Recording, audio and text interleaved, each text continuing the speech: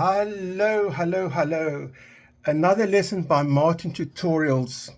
Today we're learning is an introduction to factorial. As usual, I have colorful notes. Of course, colorful makes it more fun, and the other real reason I've run out of black ink, that's a good reason to make it colorful. And my other confession, I try to do this lesson outdoors, sitting on a park bench with trees. That's a great idea, except it got too windy. I'm holding this paper, it kept flapping, so I had to redo it indoors, which is now obviously. So now I'm going to explain the concept of factorial. Factorial is denoted by an exclamation mark. For example, 3 factorial is shown with 3 and an exclamation mark, and what 3 factorial means is 1 times 2 times 3, which happens to equal 6, or you can write it as 3 times 2 times 1, depending on your textbook, equals 6. 5 factorial is 1 times 2 times 3 times 4 times 5, or 5 times 4 times 3 times 2 times 1. Okay, and that's simply what factorial means. So what's 55 factorial? 1 times 2 times 3 times 4 dot dot dot dot dot dot dot dot times 53 times 54 times 55. All those numbers multiplied together, which will give us an enormous number. Anyway, that's factorial. Okay, so 4 factorial is 1 times 2 times 3 times 4, or 4 times 3 times 2 times 1. So what's significant about this factorial that it has a name? The most common usage is it's a number of ways of ordering things. Perfect example, if I've got 5 erasers in front of me and I want to place them in various orders, how many ways can I arrange it? 5 factorial. If I've got 7 people in a line, I want to know how many ways I can order the line. 7 factorial. Another example, let's say I have 11 pencils in front of me. How many ways can I order the 11 pencils on a table? 11 factorial, which equals 39,916,800, a very big number. As you can see, the factorials get very big very quickly because this times this times this. Okay, so that's the most common use.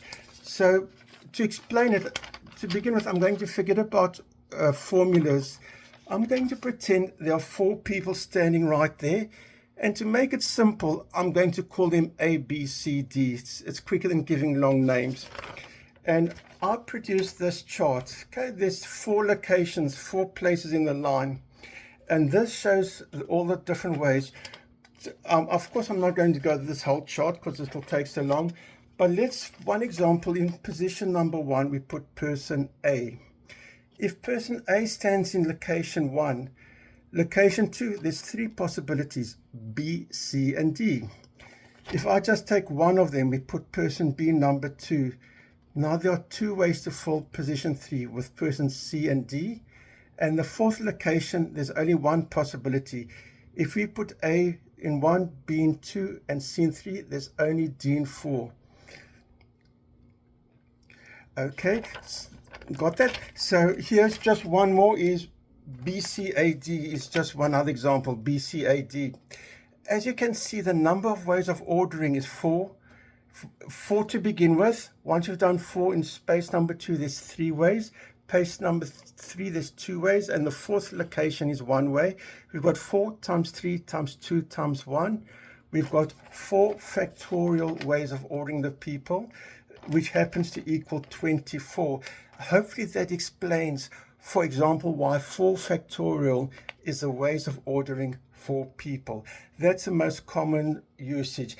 And it gets complicated with what ifs. What if we're ordering 7 people and persons A and B have to have 2 spaces between them? What if we're ordering 9 people and these 3 have to always be together, etc.? So it gets more and more complicated, but that's the introduction. I'm going to go just one step further. Let's pretend we've got 4 people. Again, for simplicity's sake, the names are A, B, C, D. It saves us time if I just call them that. The only extra twist is A and B are best friends, and they must be together. How many ways? All right. So there's many possibilities as long as A and B are together. What I do is I treat A and B as one concept. Here's A and B, there's C, and there's D. How do I order it? Do I put C here? Do I put D there? And do I put AB there? So one possibility is C, AB, and D. Another possibility is D, C, and AB. Okay, that looks as if there's 3 factorial ways because I'm treating AB as one concept. But there's one other little twist. With each possibility, there are 2 ways of ordering A and B. So I could, for example, say C, then D, and AB, or C and D, then BA. Or I could say AB and CD, or BA and CD. So with that 3 factorial, which is because I'm treating it AB as one concept, we have to times it by 2, because with each order, there's 2 ways of putting A and B. So the correct answer is 3 factorial times 2, which is 1 times 2 times 3 times 2, which is 6 times 2, which happens to equal 12. So if I've got 4 people to put in a lineup, but 2 of them, A and B, have to be together, there are 12 different ways of doing it. And that is the introduction to factorial. And I appreciate your patience, and I cannot wait to produce more videos to teach you more about mathematics. Talk to you soon.